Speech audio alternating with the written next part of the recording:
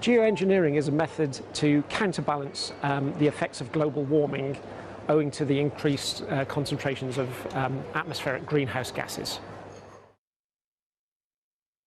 Geoengineering or climate engineering generally falls into two specific categories, the first of which is called carbon dioxide removal, which, as the name suggests, is basically capturing carbon from the atmosphere and storing it. The second method is what's known as solar radiation management.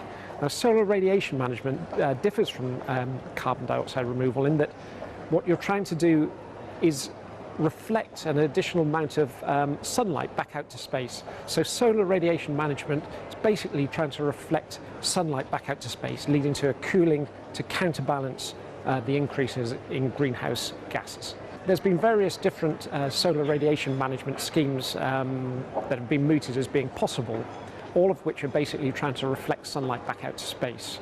One of the most popular is to inject some reflective material into the stratosphere.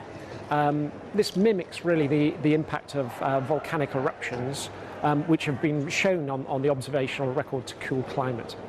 There's another method which is artificial brightening of low-lying stratocumulus clouds.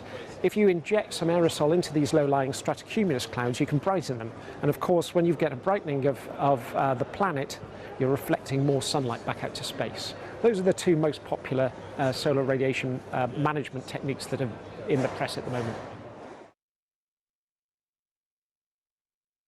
Carbon dioxide removal is often thought of as a relatively benign kind of geoengineering because you're simply reducing the amount of carbon dioxide in the atmosphere.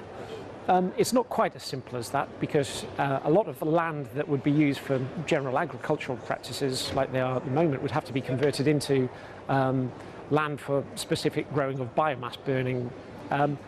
So there's certainly some ecological implications that are associated with CDR. Solar radiation management, the main conclusions that are coming out of the solar radiation management studies is that you cannot get a no temperature change Earth, no global mean net temperature change, without there being some regional side effects.